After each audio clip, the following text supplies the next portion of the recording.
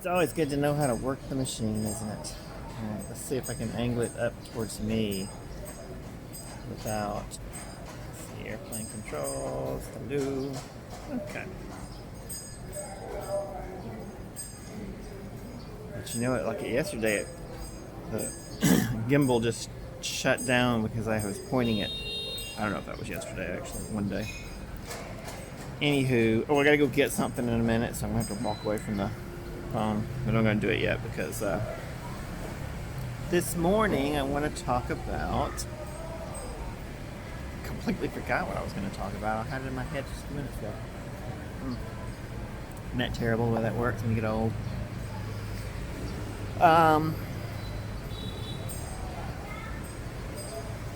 So okay, I think we talked about yesterday about the how the noodles will work. Oh, I turned down the resolution. That's one thing I was going to talk about. So that was the one thing we decided was I'm gonna do lower resolution. Everybody does 4K now, but I don't have the storage. I figured out yesterday evening the amount of storage that I would need to do a month of shoot. I mean, I want to do like a month in a place and do a shoot.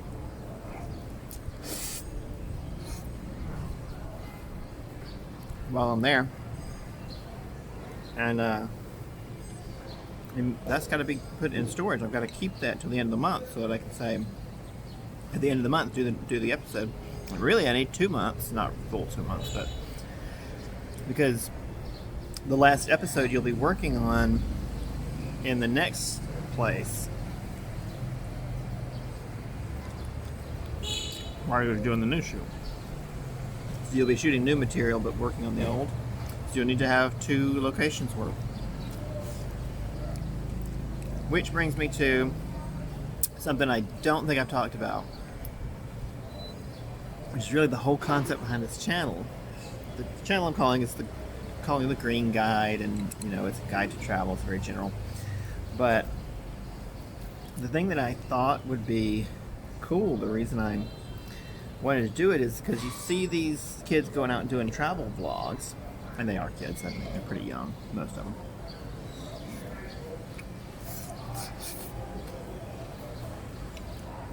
You see these kids going out doing this, and they're doing a good job. And they're shooting, you know, some beautiful scenery and stuff. But honestly, they can't be spending more than a week. I don't think they're doing that in each location, which is normal because that would be how shoots normally go. I'm going to turn you a bit so I can lean on the rail.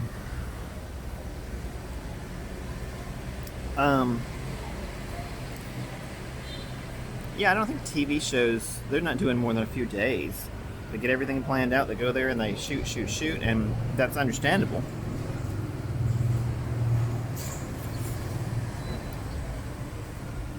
For what they're doing, yeah. But but it prevents them from doing any real sort of deep dive, you know, what we talk about when I don't know how many podcasts you guys listen to, but podcasters always talk about doing the deep dive, right? We're really going to get into this subject, and podcasts can last hours. I mean, so can YouTube videos, to be honest, but not many people do that. It's kind of a chore. It's a lot more attention to watch a video than to just play a podcast in your ear while you go through your day. So YouTube videos tend to be on the order of a few minutes and not a few hours. Anyway, but I want to do the deep dive. Now that will be, for YouTube, that would be producing a lot of videos, not long videos.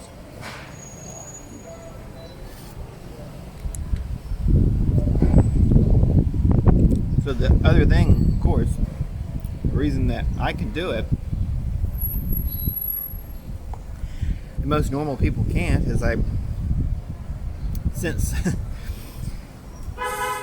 I got locked out of China, I mean, I've been living out of a suitcase for 2 years. Finally, it occurred to me, I enjoy it. It's fine.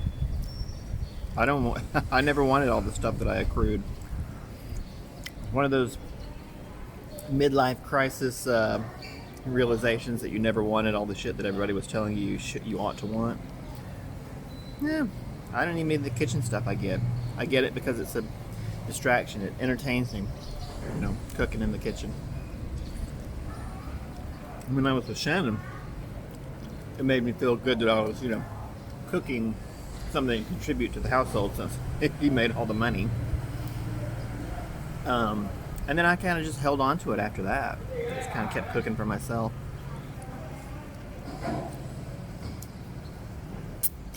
And I enjoy it. But, I enjoy playing my video games. It doesn't mean I should design my life around it.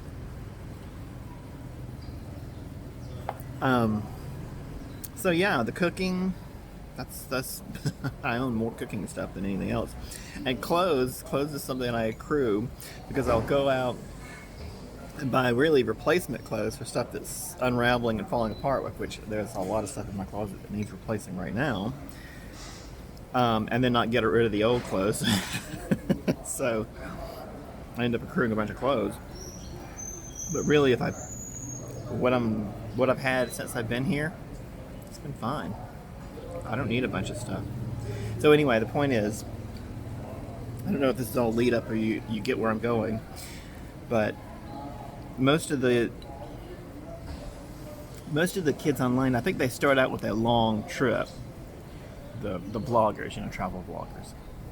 They start out with a long trip where they spend 6 months traveling. 6 months. I've been here 2 years. I didn't even intend to do it. They spend 6 months traveling Southeast Asia, but then they go home, right? Like they have a home that they go back to.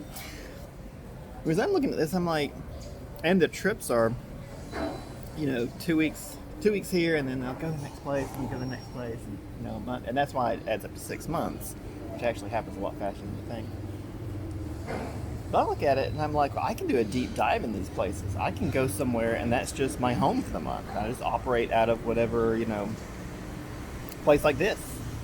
Just find an apartment, studio apartment. It's got a little kitchenette. You're going to eat out most of your meals anyway because you're vlogging. And you're not incurring substantially more expenses than you do in normal life. And I got no, home to upkeep to make money to upkeep back in the States or something like that. So I could do that. It would be more expensive, of course, than just sitting here in place. But hopefully, the channel would do something. So that's the goal, to get to a point where I can do that. But I've got a ways to go before I get there.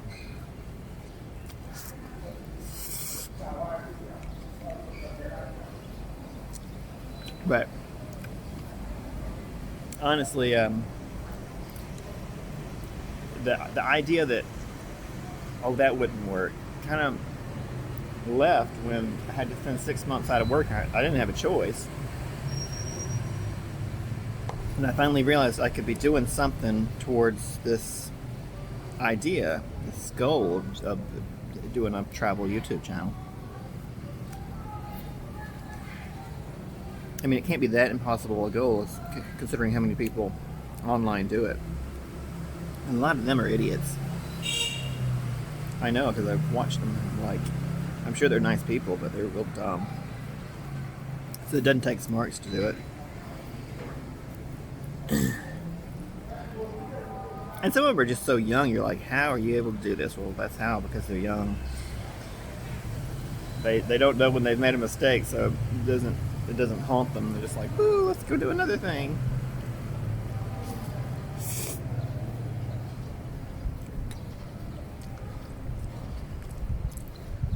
But anyway, a lot of it will ride on luck and making those mistakes, I'm sure. I wonder if this is the part where I should run in and get the thing I was going to show you. Don't blow wind. I don't want it to blow the camera off. You're going to go with me. If it blows the chopsticks off, I can replace those. I mean, I have a replacement for those. It'd be weird to not have a replacement for chopsticks. What did I do with the thing? That piece of paper? No. Where'd it go? Shit. This is preparation for you, isn't it? Well, the cleaning ladies came yesterday. They just want to incessantly move everything. And then I left and half the apartment's not clean. Like, do you just shift things around and go, well, that should do it. Let's go. I left yesterday while they were here. When they first started coming back after the lockdown, I would stay because, for a while it was okay to leave for work, but you weren't supposed to leave otherwise your house, which was really dumb. I didn't like that. I hate to be the American that's like, I'm going to judge your policy, but it's like, if it's disease and you can leave for work, you can leave for anything. It's not like the disease doesn't spread just because you're at work. Oh, he's at work. We're not gonna. I won't infect him. But I'm sure I know why they did it. I guess as to just have it be a slow rollout of people coming out. Because just because you get that R1, is it called the R1 factor? The transmissibility of the disease. Just because you get it below 1 while everyone's in lockdown doesn't mean it's going to stay that way. So you gotta do the unlock in stages, and going to work was the first thing. It's understandable. And then you give it 2 weeks and see if the R factor, is that what it is, changes. See if it changes and if it goes above 1 or below 1. Because as long as you're below 1, you're doing good. And if it goes above 1, you gotta go back to the drawing board.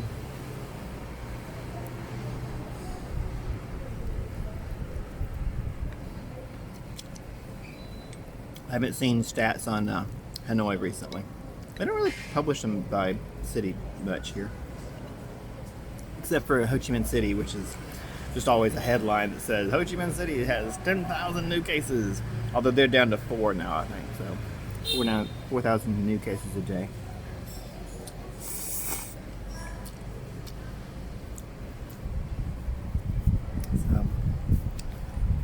Well, I did the first thing on that checklist. I got the vaccine, so now I'm not worried about me traveling so much. But shit has to open up. I still have plenty I want to, shoot here in Hanoi, so I'm not worried that I don't have anything to put on the channel at this point. But I do want to get to a point where I figure out a way where I can start doing the first destination past here. And pay for being there. So we're going to talk about that maybe today. What do we got? We got some minutes left here. That's not what. Oh, this is my calculations for how much space I will need. Shooting at 4K or above, they do 8K cameras now. Obviously, I don't have one of those, but man, 4K hit the market and was absolutely the thing everyone was using super fast. To try and get these other idiots not to buy this shit so fast. You just have to constantly buy new cameras to keep up. It's going to be a problem.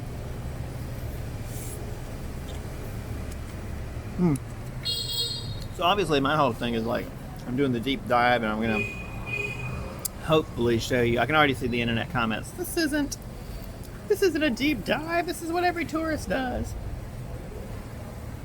Because online you do research before you go to a place, and you think, I'm going to the most exotic places, and I'll see things no one else has seen. And you get there, and it's just a big line of tourists. And damn it. It seems exotic from where you're at, then you get there, and not so much. But hopefully in 30 days, the whole idea is did I explain the idea? Did I tell you what I'm doing? So the whole idea is I'm going to a place, I'm booking a place like this for 30 days, and then that's enough time to go out and see sites. I want to see the tourist sites. I'm not telling people not to do that. But have that be a side thing, and the main thing is I'm going to finding restaurants and music venues and whatever else people do. It'll be different in each location. And showing that, because honestly, in a town like this is like the perfect example. There's the tourists. Hongkiem is the tourist section of town, and it's cool. It's neat. It's the ancient part of the city. Street layout. I mean, obviously the buildings are concrete. They're current buildings, but the street layout of the city is, what it was 1,000 years ago, give or take a couple hundred years. But that's neat to be in and to see that. But of course, it's also, I wonder if it's the weather. It's caused these yellow jacket things to just be all over the place now. Or maybe it's that nest I'm looking at right now. Anyway, yeah, so everybody knows about that part of the city, and that's where all the tourists go, and it's where all the tourist stuff is. And the thing is, of course, like, that's something you want to see, because it really is the historic part of the city. It's really what it is. It's not they're not joking about that. But I'm gonna eat this noodle. Making a noodle mess this morning. But here I am over here. We're technically not in Westlake. This is a little side lake, but basically this whole area of town is Westlake. And the southern coast of the lake is got plenty of hotels. If you're a tourist and you come here and you want to be in the tourist center, great. You'll be close to everything, and that's obviously there's a benefit to that. But a lot of people come to a place and they want to get at least slightly outside of the tourist, hubbub, and you don't know where to go. And I get that, because that happens to me when I travel. But if they were to come over here, they would be a 5-minute bike ride from the historic district, and yet still close to everything else in Hanoi that's outside of the tourist center. So if you want to see the city, it's a great place, and it's just beautiful to be on Westlake. It's a great area. The North Shore of the lake has a few hotels, and that's even less touristy, but it's all expats. To be honest, finding expat bars to hang out at, or expat coffee shops, or wherever that part of town, in a city that has a big expat community, that's a great tip, because it's not local, so you're not exactly getting the local experience, but it's a place you can go and hang out and talk to people who have your perspective and can say, oh yeah, the best place to go is this, the best thing to do is that.